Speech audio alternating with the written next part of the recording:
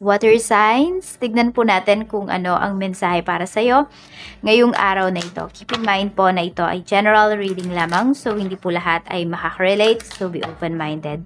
Sa mga hindi pa po nakasubscribe dito sa ating channel, please subscribe na po kayo.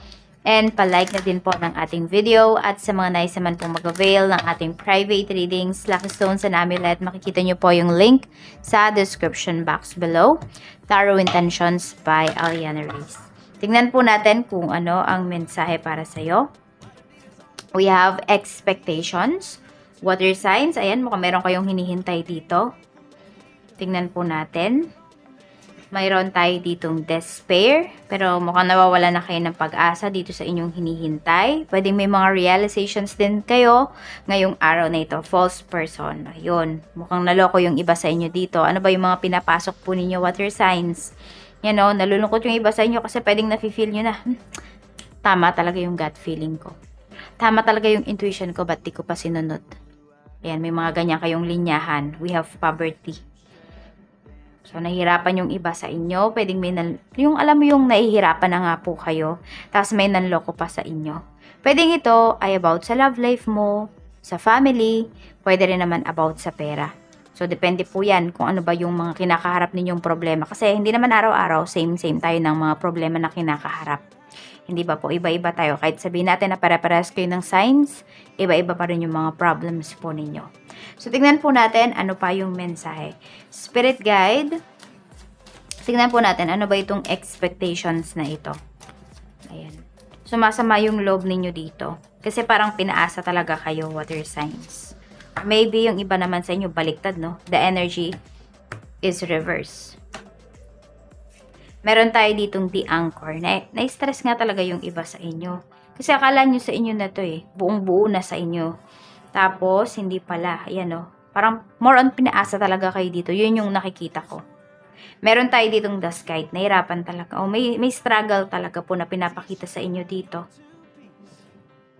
Meron tayo ditong the star. So, di ba, buong buo yung tiwala mo dito. Pwedeng yung taong tumatagal mo nang kakilala.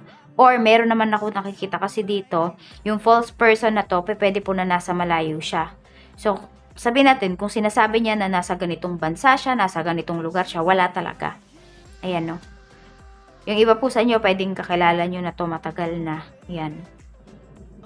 Poverty, we have the child.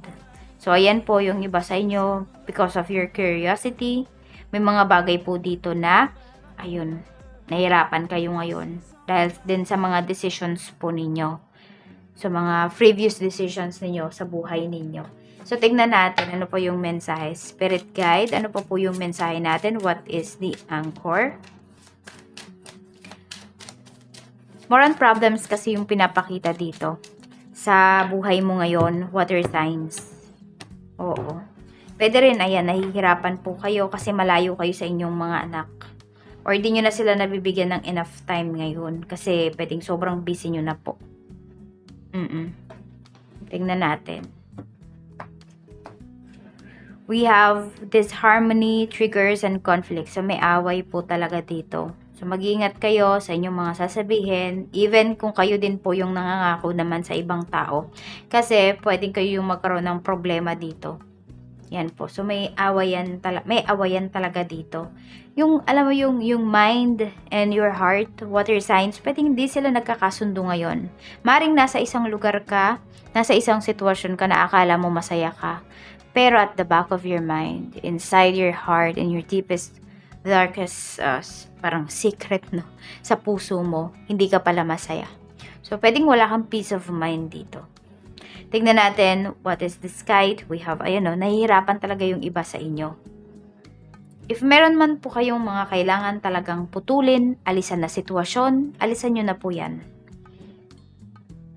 Mukhang hindi yan nakakatulong talaga sa inyo. Pinapahirapan pa po kayo. Even may mga tao kayo nakasama ngayon, water signs, pwedeng hindi talaga sila nakakatulong sa'yo. Akala mo lang. Pero mas more on, ikaw pala yung nakakatulong sa kanila. Pero hindi nila yun nire-recognize. Ang nangyayari na uubos ka dito. So, marami kang kasama dito mga energy vampire. So, meron naman daw tayo ditong karma, balance, and justice. So, kung sino man po yung nanloko sa'yo dito, pwedeng kinakarma na siya ngayon. And the other way around. water signs. So, sabi nga, di ba, kung ano din naman yung ginawa natin sa kapwa natin, kabutihan man yan, kasamaan man yan, babalik din yan sa atin. So, ayan po. Kung meron nakapanakit po sa inyo, ayan, yung taong yun, kinakarma na siya ngayon. Pwedeng hindi nyo nga lang talaga alam kung saan ba na part ng life niya, tumama yung karma niya. We have growth. Yan. So, sabi nga ni universe, be curious, okay? Naalisan itong poverty, itong kahirapan po na, na kinalalagyan ninyo. Ayan. Kung meron na po kayong mga anak, huwag umasa sa mga anak na makakaahon kami sa hirap dahil sa mga anak namin or dahil sa anak namin. Hindi po. Kayo mismo yung gumawa ng paraan. Kasi you are the parent. Ikaw yung nanay, ikaw yung tatay. So, ngayon pa lang po, gawin nyo na. Okay? Magsikap na po kayo para dito sa anak ninyo. We have growth. Kayang-kaya nyo po yan. Ayan. So, pwede rin, kaya kayo nahihirapan. Ayun yung iba sa inyo. Kaya kayo nahihirapan, pwedeng lumalaki na po yung mga anak ninyo. Lumalaki na din yung gastos. Kaya, ayan, na-stress yung iba sa inyo. Pwede ito about sa pera. Or baka merong exam na babayaran or may tuition fee. Tapos, nahirapan kayong mag-produce ng money. So, kaya may nag-aaway dito. Ayan po. So, parang lahat ng tao ba sa bahay ngayon mainit yung ulo. So, tignan po natin ano pa yung mensahe para sa'yo. Spirit guide, mensahe pa po natin kay water signs ngayong araw. Water signs, Cancer, Pisces, and Scorpio. Tingnan natin ano pa yung mensahe, Spirit guide. Okay. Mayroon tayo ditong 9 of Cups. Pagdating to sa trabaho, napakaganda po ng energy natin. Wish fulfilled. So, kung meron kayong ina-applyan na company, pwedeng matanggap po kayo dyan. We have 9 of Cups. Yan. Yung mga expectations mo, pwedeng makukuha mo naman talaga siya pagdating dito sa trabaho. Yan. Pwedeng yung iba sa inyo, water signs, ayun, sa work kayo, sinaswerte ngayon. Sa work, dumadagsa yung blessings po ninyo. Meron tayong Ace of Cups. Ayan, ang ganda po ng energy. So, very loving yung energy kasi ngayon pagdating dito sa trabaho mo. And also, nakikita ko din, medyo madami kayong trabaho ngayong araw. Pero, kasi, alam mo na pag natapos mo yan, is mapufulfilled ka. Diba? Yan yung mafe-feel mo, masasatisfy ka. And also, hindi lang ikaw yung masasatisfy, mabibigyan mo rin ng kasiyahan yung boss mo. Meron tayo ditong Page of Swords. Tignan nyo, ito kasi is parang okay na kung ano man yan. So, pwedeng pagdating sa inyong negosyo, ayan, kaya nahihirapan yung iba po sa inyo, is yung parang pwede na yung pwede. Ay, parang ganun. Basta okay na yung pwede. Okay na yun? Pwede na yung pwede. Hindi yung parang yung mga expectations ninyo, yung mga strategies ninyo, pagdating sa business ninyo, pwedeng hindi nyo ina-upgrade. Yan. Kaya yung iba po sa inyo, nahihirapan din kayo dito. Tapos ito, hindi ko alam kung kayo ba yung may iniiwasan na mensahe or kayo na yung iniiwasan kasi nakapangutang na dito sa business ninyo. Hindi nyo na mahagilap. Ayan, nai-stack po yung inyong, yung inyong puhunan. Hindi siya umiikot. Kaya nahihirapan yung iba sa inyo. Ayan. So, kung meron po kayo mga kailangan singilin nyo na po. Huwag na kayong mahiya. Kasi, yung business nyo yung, tinatabla nila dito. Yung business mo yung naapektuhan.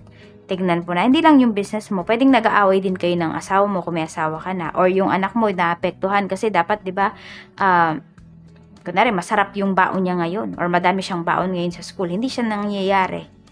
Di ba? Kasi, ang daming may utang sa'yo, water signs. Di mo ma-provide yung pangangailangan po ninyo.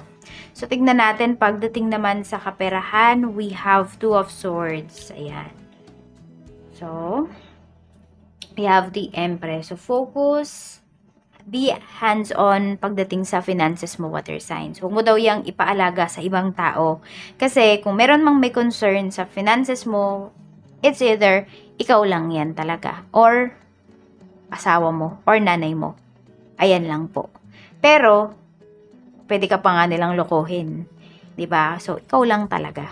Pagkatiwalaan mo yung sarili mo pagdating sa finances. If nahihirapan kang pagkatiwalaan yung sarili mo, aralin mo. Paano mo ba hahawakan yung pera mo? Tingnan natin kung ano pa ang mensahe para sa'yo. Pagdating sa love life, we have Wheel of Fortune pero nakabaliktad kasi siya. So, walang pagbabago. Pagdating sa mga pinapangako sa'yo ng person mo. Yung growth na to, pwedeng hindi yan mangyari. Kasi mismo yung person mo, ayaw niya ng pagbabago. We have 4 of Wands. Ayan, medyo taghirap nga po yung iba sa inyo dito, oh. Ayan, sa marriage ninyo, pwedeng laging may conflicts, yung mga expectations ninyo, ni hindi talaga nami-meet ng mga kasamahan po ninyo sa bahay, ng family mo, ng asawa mo. Yan, kaya na-frustrate yung iba sa inyo. Tipong gusto nyo na lang din is magtrabaho. Yan, pwedeng pera, yung nagiging dahilan, kaya nag-aaway kayo. So, karamihan naman daw talaga, it's either money, or third party ang pinag-aawayan ng mga mag-asawa. According to studies. Meron tayong 8 of Cups. So, yan, may lumalayo ngayon. Meron talagang ayaw makipag-cooperate. Yan po. So, ito yung lucky numbers mo. We have number 37, number 8, 32, and 28. Maraming salamat po, water signs, and see you again tomorrow. Bye-bye!